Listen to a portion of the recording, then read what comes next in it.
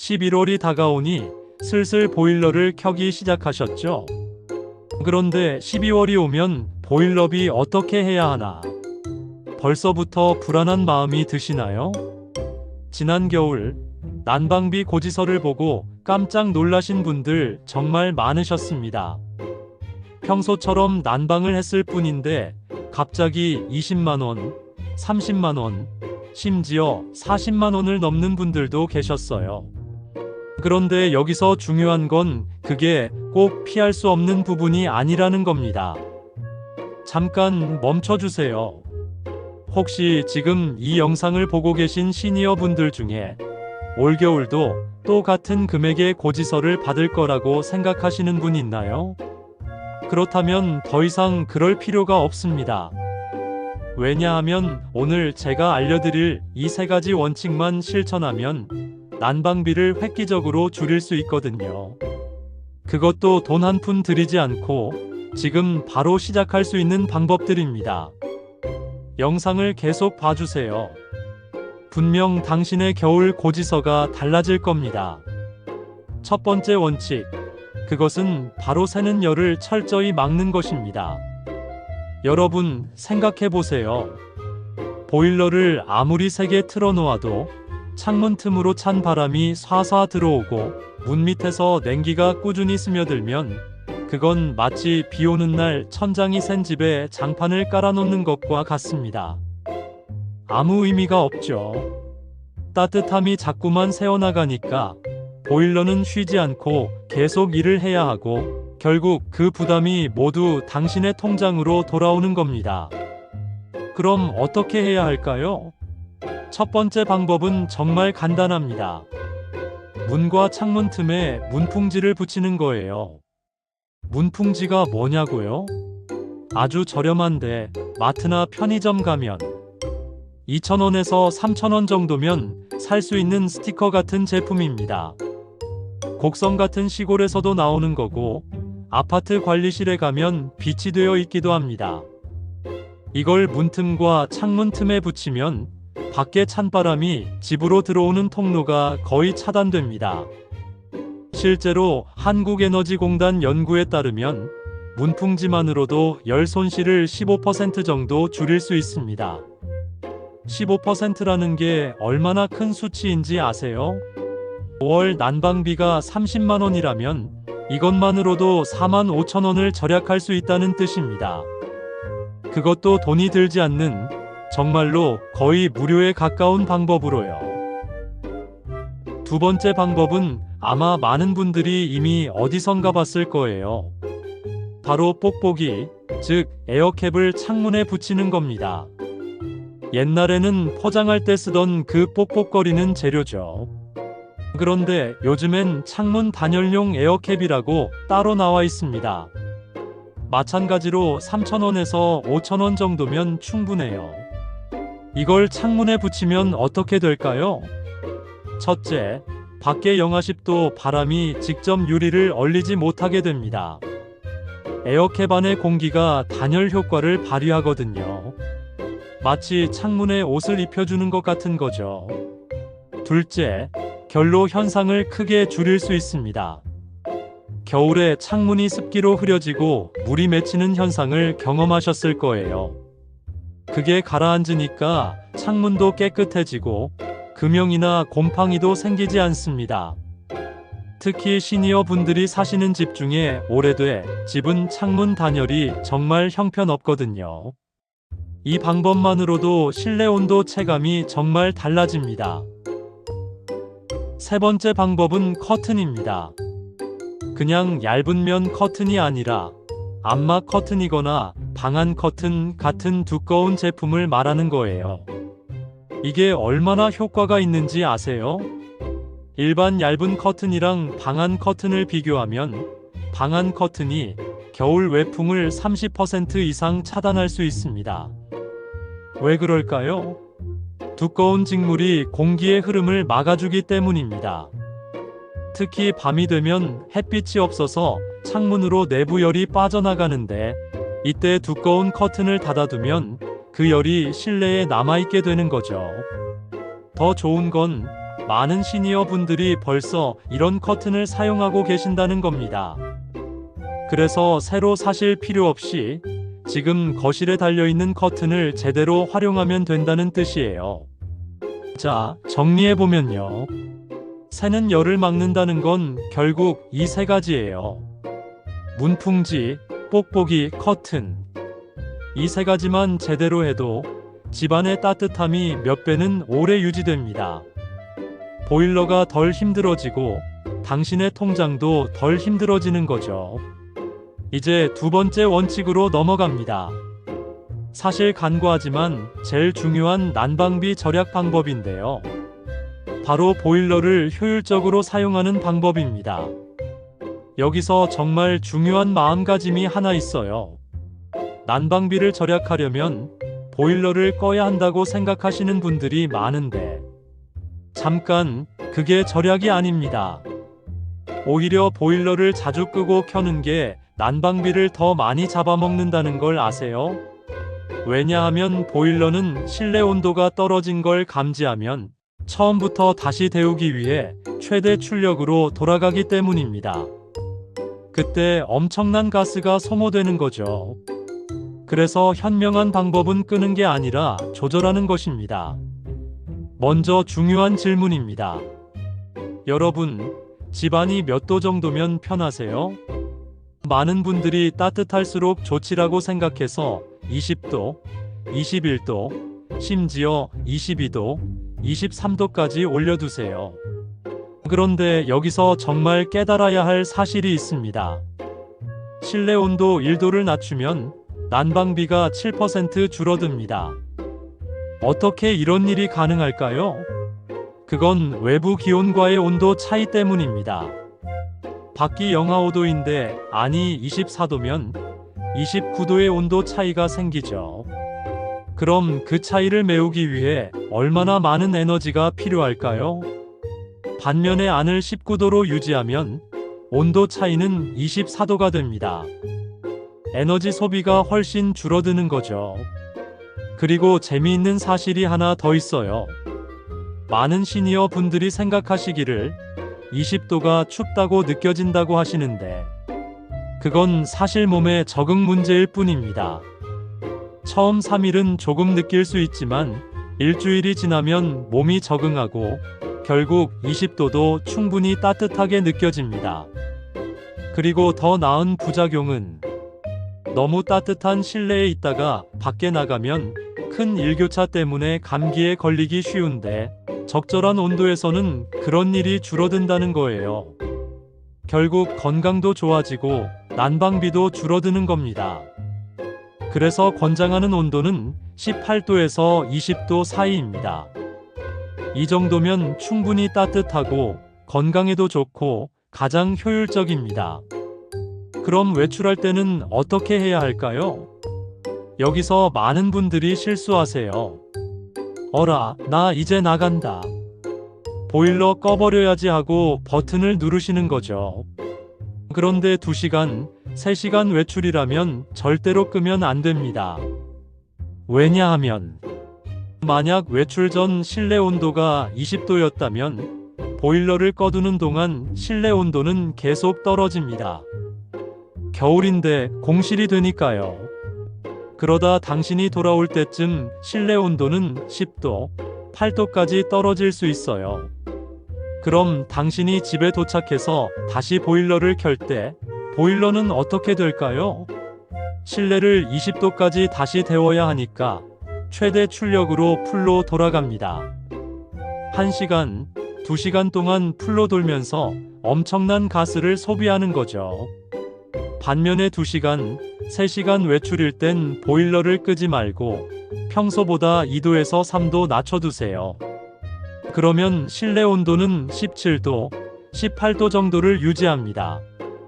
당신이 돌아올 때쯤 그 온도에서 다시 시작하니까 보일러가 조금만 돌면 되는 거죠. 결과적으로 가스 소비는 훨씬 적어지고 겨울 전체로 보면 상당한 액수가 절약됩니다. 그럼 명절 때처럼 3일 이상 집을 비울 때는 어떻게 할까요? 이때는 달라집니다. 완전히 끄면 안 되고 외출 모드를 설정해야 합니다. 최신 보일러라면 거의 다 이 기능이 있어요. 버튼 어디에 있는지 모르신다면 지금 당신의 보일러 설명서를 한번 읽어보세요. 아니면 관리사무소에 물어보셔도 괜찮습니다. 외출 모드가 뭐냐면 실내 온도를 극도로 낮게 유지하면서도 동파만 방지하는 모드입니다. 왜 동파를 방지해야 할까요? 겨울에 오래 집을 비우고 아무것도 안 하면 배관 속에 물이 얼어서 터질 수 있거든요. 그럼 봄이 되었을 때 관리비를 엄청 내야 할 수도 있어요. 외출 모드는 배관이 얼지 않을 정도의 최소 온도만 유지하면서 에너지를 거의 쓰지 않습니다. 3일, 4일, 일주일을 비워도 정말로 거의 아무것도 없는 수준의 가스만 소비하는 거죠. 특히 명절 때 시골집에 가실 시니어 분들이 꼭 이 기능을 사용하셨으면 좋겠어요. 마지막으로 정말 효과 있는 방법이 하나 있습니다. 바로 방 밸브 조절입니다. 각 방의 라디에이터나 온열 배관에는 작은 밸브가 있거든요. 그걸 아세요? 대부분의 시니어 분들은 이걸 모르고 계세요. 하지만 이것만 제대로 써도 난방 효율이 엄청 좋아집니다. 예를 들어 볼게요. 당신이 주로 거실과 침실만 쓰고 손님방은 거의 안 간다고 해봅시다. 그럼 손님방 밸브는 꽉 닫으면 돼요. 그럼 거실 난방에만 에너지가 집중됩니다. 평소 20도를 목표로 거실을 데웠다면 이제는 18도로 낮춰놓아도 같은 효과가 나오는 거죠. 왜냐하면 에너지가 분산되지 않고 거실에만 집중되니까요. 이렇게 하면 정말로 눈에 띄게 난방비가 줄어듭니다. 한 달에 3만원, 4만원도 절약할 수 있어요.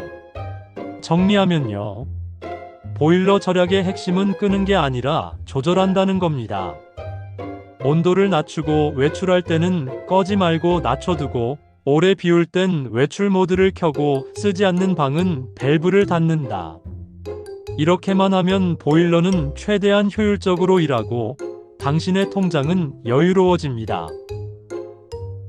이제 마지막 원칙입니다.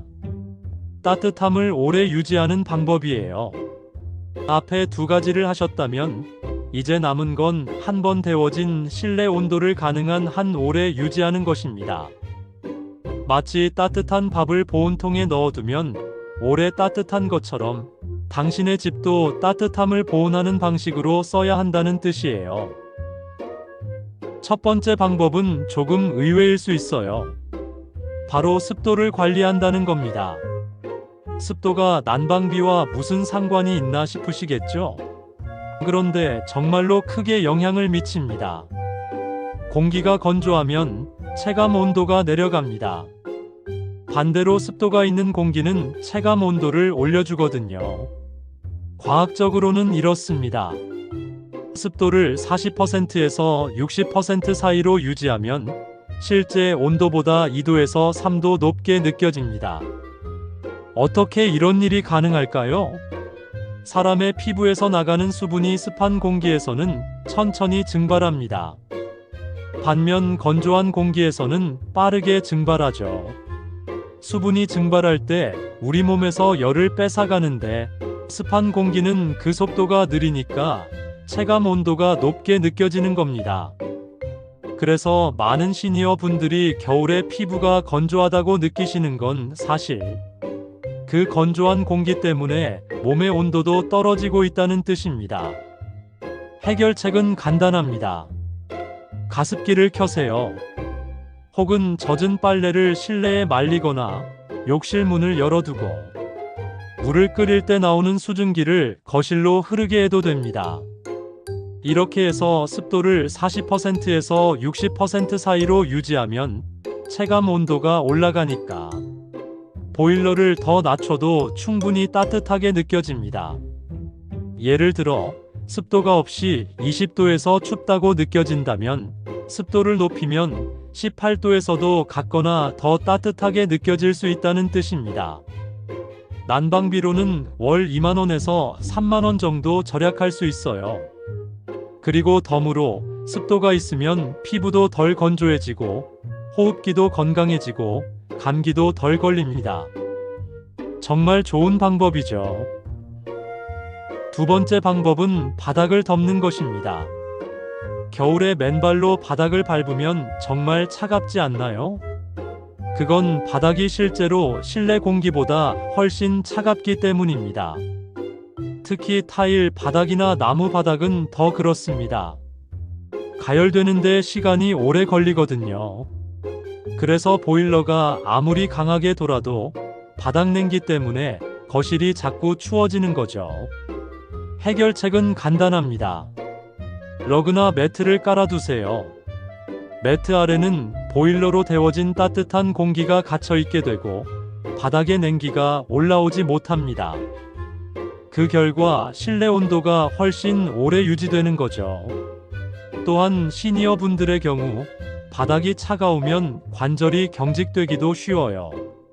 하지만 따뜻한 바닥에 앉아 있으면 관절 통증도 덜하고 더 편하게 느껴집니다.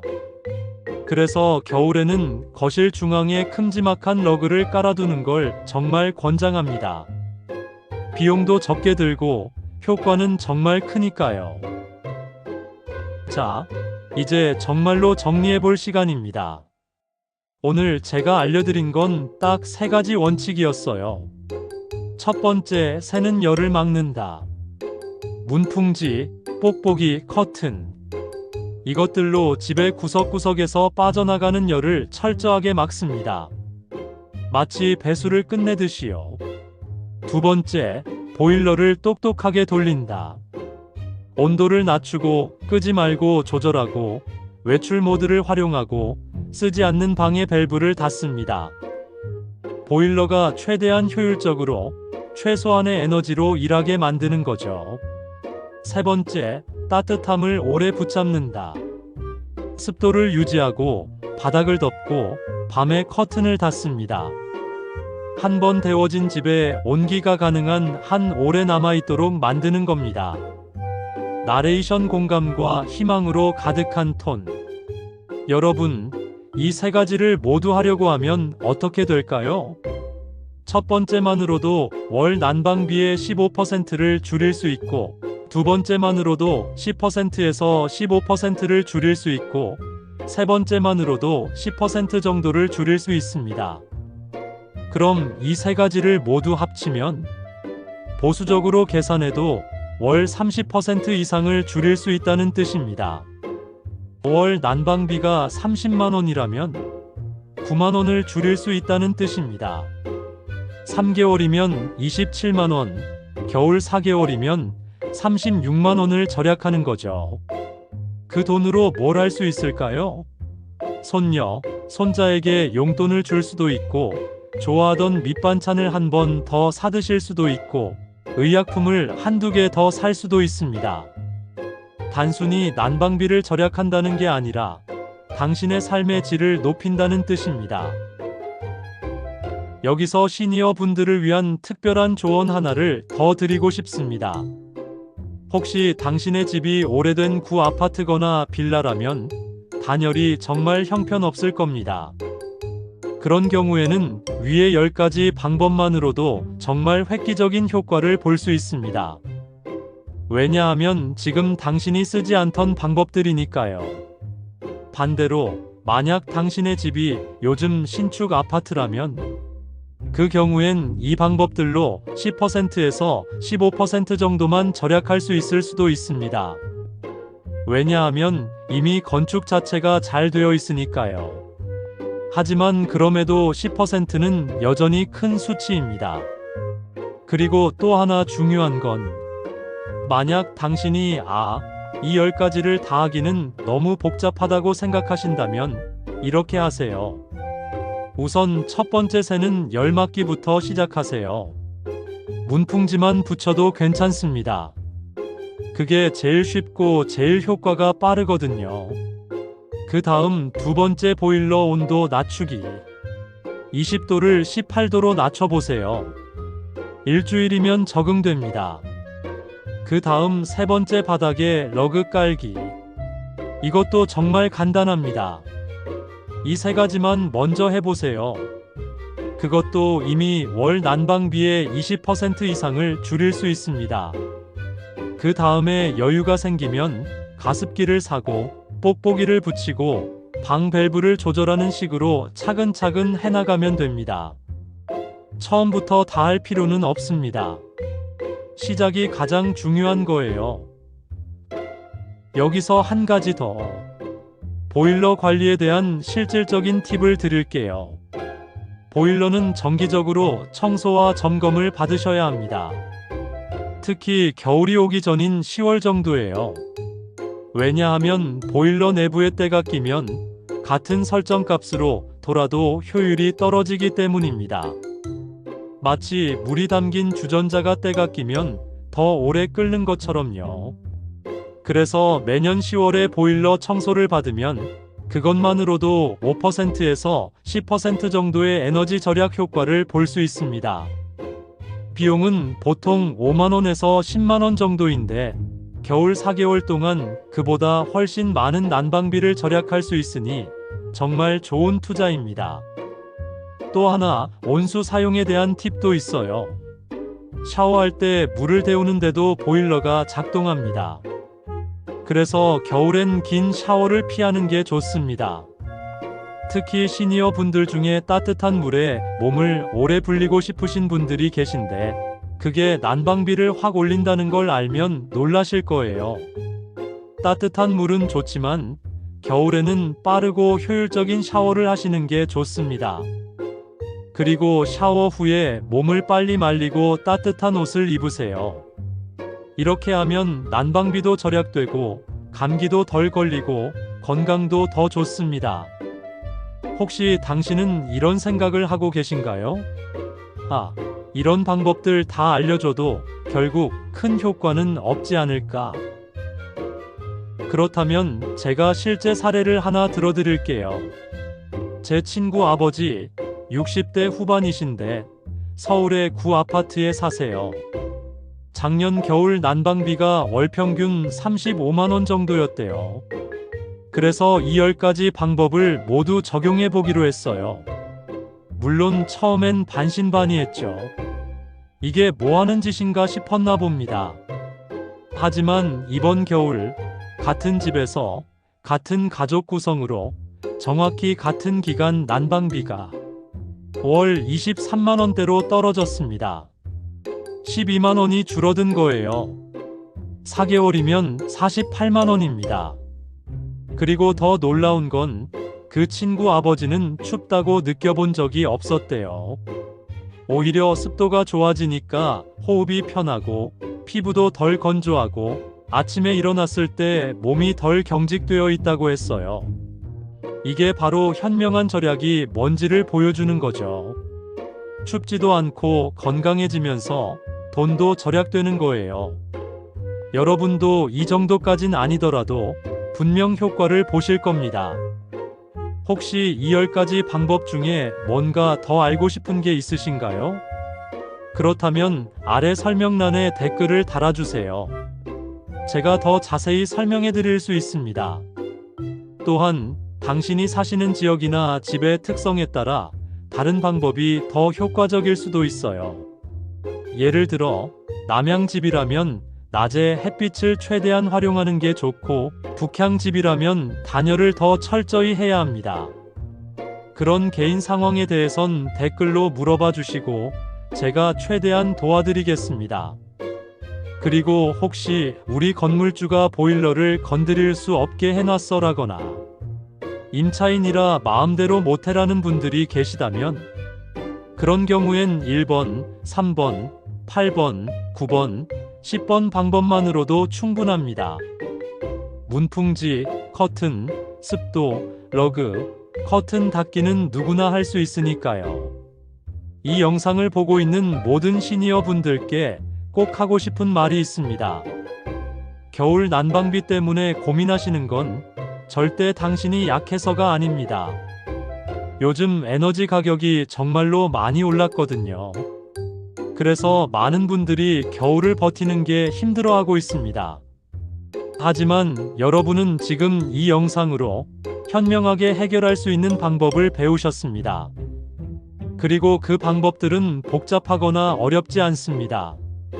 문풍지를 붙이고 온도를 낮추고 러그를 깔고 커튼을 닫는 것, 모두 당신도 지금 바로 할 수 있는 것들입니다.